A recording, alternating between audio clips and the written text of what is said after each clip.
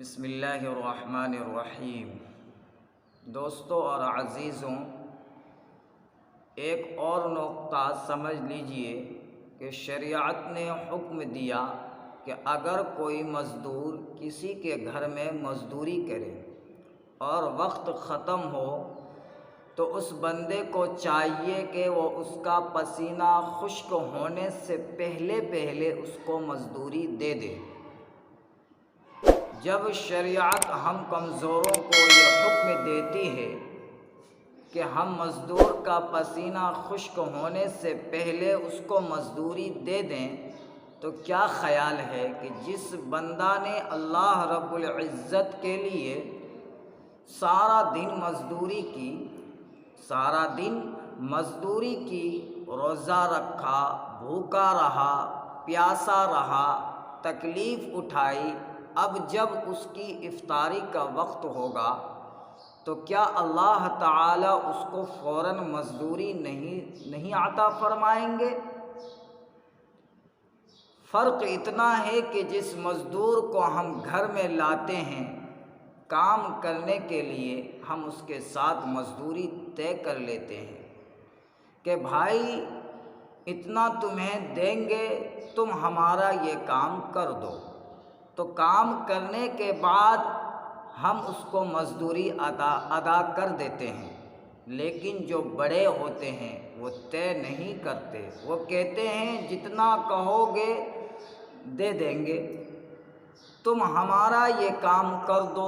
اسی لیے اللہ رب العزت نے بھی یہی معاملہ فرمایا، اے میرے پیارے محبوب کی امت، اے میرے پیارے محبوب کی امت کے روزے دارو، تم میرے لیے روزہ رکھو، اور جب افطاری کا وقت ہوگا تو میں تمہیں منہ مانگا انعام دوں گا۔ جو تم مانگو گے میں پروردگار تمہارے مانگنے کے مطابق تمہیں عطا کروں گا۔ تمہارا کام ہے مانگنا، اور تمہارے دامن کو بھر دینا یہ میرا کام ہے۔ اس لیے فرمایا کہ روزے دار کی دعا قبول ہوتی ہے۔ حدیث پاک میں یہ جو فرمایا، اس کا کیا مطلب ہے؟ کہ اللہ تعالی روزے دار کو افطاری کے وقت منہ مانگا انعام عطا فرماتے ہیں۔ اچھا، اگر کوئی بندہ اس وقت انعام مانگے ہی نہیں تو اس کو کیا ملے گا؟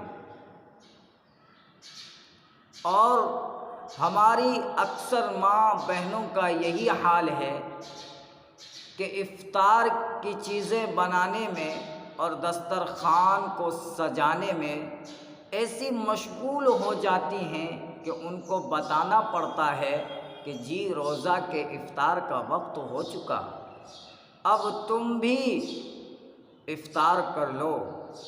اس کا مطلب یہ ہے کہ یہ وہ مزدور ہے جس نے مزدوری تو کی، لیکن جب دینے والے نے کہا کہ کتنا چاہیے تو اس کو مانگنا ہی یاد نہیں تھا۔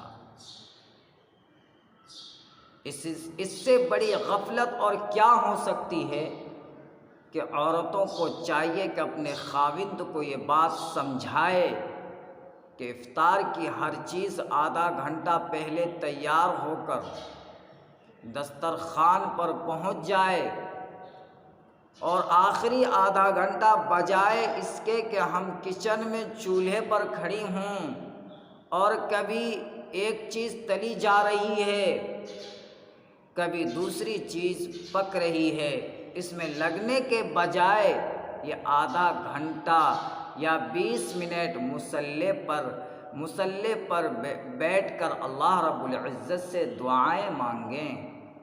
عورتیں اپنے گھر کے سب بچوں کو اپنے پاس بیٹھا لیا کریں، اور معصوم بچوں کو کہیں کہیں کہ وہ بھی ہاتھ اٹھائیں اور دعا مانگیں۔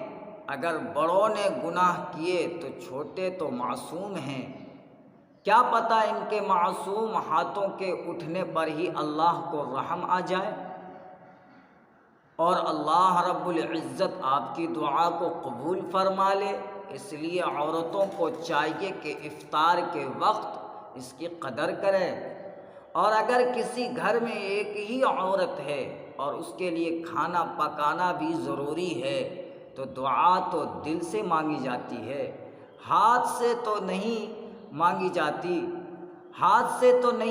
جاتی، تو ہاتھ کام کاج میں مشغول ہوں، اور آپ اس حال میں بھی دل ہی دل میں اللہ سے دعائیں مانگ رہی ہوں، گویا آپ بھی اس وقت میں اپنے رب سے منہ مانگا انعام حاصل کر سکتی ہیں۔